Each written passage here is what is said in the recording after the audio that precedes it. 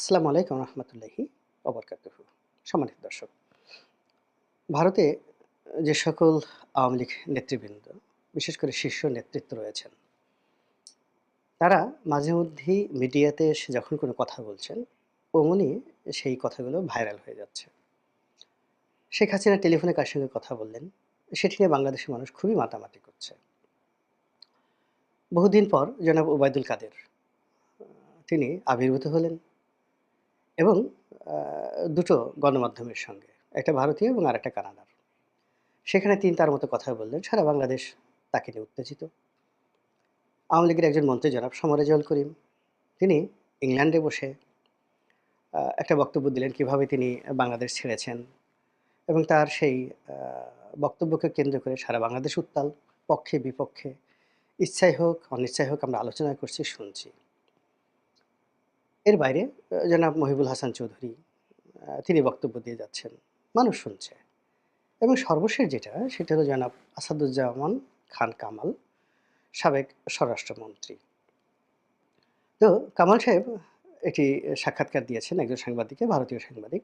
এটিকে অনেকটা পডকাস্ট। মানে উনার কোনো ভিডিও ফুটেজ ছিল না। উনি অডিও ফুটেজে কথা বলছেন, ভয়েসে কথা বলেছেন।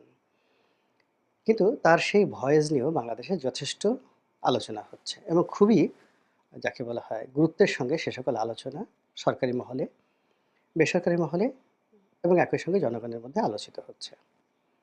জনাব আসাদুজ্জামান খান কামাল আ সাবেক প্রধানমন্ত্রী শেখ হাসিনার খুবই ঘনিষ্ঠ, বিশ্বস্ত এবং বাংলাদেশের ইতিহাসে সবচেয়ে দীর্ঘ সময় স্বরাষ্ট্র মন্ত্রণালয়ের দায়িত্বে নিয়োজিত একজন ব্যক্তি। এবং সবচেয়ে বড় ব্যাপার হলো যে তাকে কেউ কখনো এই স্বরাষ্ট্র মন্ত্রণালয়ের চেয়ারে বসে রাগ হতে দেখেননি। কখনো তিনি কারো সঙ্গে দুর্ব্যবহার করেননি। তারপরে ওই আ চেয়ারে বসলে মানুষের রাগে চোখ দুটো গোলগাল হয়ে যায়, হাত উঁচু হয়ে যায়। যাকে তাকে হুমকি-ধামকি দেওয়া অভ্যাসে পরিণত হয়ে যায়। তো সেই জায়গাগুলোতে তিনি ছিলেন একেবারে ধীর, স্থির, শান্ত। তার বাসভবনটি ধানমন্ডিতে, সরকারি বাসভবন। সেই বাসভবনে সবাই যেতেন। সারারাত সেখানে মেলা বসত। প্রধানমন্ত্রী তাকে যে দায়িত্বগুলো দিতেন, বিশেষ করে হেফাজত থেকে শুরু করে বিভিন্ন আইনশৃঙ্খলার সাথে সম্পৃক্ত আ যে সকল বিষয়াদি রয়েছে, আ সেটা রাজনীতি হোক, অর্থনীতি হোক, যা কিছু দায়িত্ব দিতেন তিনি সারারাত জেগে সেখানে তিনি তাদের সঙ্গে সেই বৈঠক করতেন এবং সবাই মোরাললেস তার ব্যাপারে খুশি ছিলেন। একদিন দেখলাম যে রাত ২ঃ০০ র সময় দেখা করার জন্য হেফাজতে ইসলামী বাংলাদেশের অনেক নেতা তারা তার বাড়ির সামনে অপেক্ষা করছেন এবং খুশি মনে।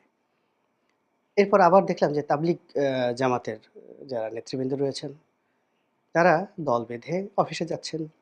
আবার অনেকে দল বেঁধে তার বাসায় যাচ্ছেন। তো দল বেঁধে বাসায় যাচ্ছেন এবং কথা বলতে দেখা গেল যে অনেক রাত হয়ে যায়। তো অনেক রাত হওয়ার পরেও কিন্তু তিনি ধৈর্যহারা হননি কারো প্রতি। তারপর পুলিশ কর্মকর্তা যারা আছেন, তারা তো সেখানে নিজেদের বাড়িঘরই বানিয়ে ফেলেছিলেন, সেখানে যেতেন। তো মোরাললেস এরকম একটা মন্ত্রণালয় তিনি সুদীর্ঘকাল চালিয়েছেন। সেখানে ঘুষ, দুর্নীতি, অন্যায়, অনিয়ম তিনি যতদিন ক্ষমতায় ছিলেন ততদিন পর্যন্ত আসেনি। এটা তার কৌশল হতে পারে, এটা তার বুদ্ধিমত্তা হতে পারে অথবা তিনি আসলেই সৎ হতে পারেন। কিন্তু তিনি চলে যাওয়ার পর তার বিরুদ্ধে অনেকগুলো বদনাম মার্কেটে আছে। এটা অস্বীকার করার উপায় নেই। তিনি কারওয়ান বাজার থেকে চাঁদা গ্রহণ করেছেন। পুলিশের নিয়োগ বদলিতে তিনি টাকা নিয়েছেন।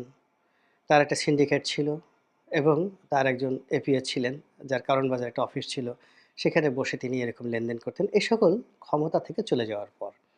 তা আমাদের দেশের একটা চরিত্র হলো যে মানুষ যখন ক্ষমতাধর থাকে তখন তাকে দেবতার মতো শ্রদ্ধা করে, আর ক্ষমতা থেকে চলে যাওয়ার পর আ তাকে লোকজন যে যেভাবে পারে অপদস্থ করে, অপমান করে এবং তার বিরুদ্ধে বদনাম রটনা করে। এখন জনাব আসাদুজ্জামান খান কামাল তিনি অসংখ্য মামলার আসামি। শেখ হাসিনা, ওবায়দুল কাদের এবং জনাব কামাল এই ৩ জনের প্রতি জুলাই আগস্ট বিপ্লবের যারা অধিকর্তা তাদের নিদারুণ ক্রোধ রয়েছে, ক্ষোভ রয়েছে। ফলে কি হলো, আ জনাব কামাল তিনি আ যত সুকৌশলে তিনি তার মন্ত্রণালয় চালিয়েছেন, তার চেয়েও কৌশল অবলম্বন করে তিনি যেভাবে নিরাপদে আ ভারতে চলে যেতে পেরেছেন, এটা অন্যান্য স্বরাষ্ট্রমন্ত্রীর জন্য একটা যাকে বলা হয় ব্যতিক্রমধর্মী উদাহরণ। যারা অতীতে ছিলেন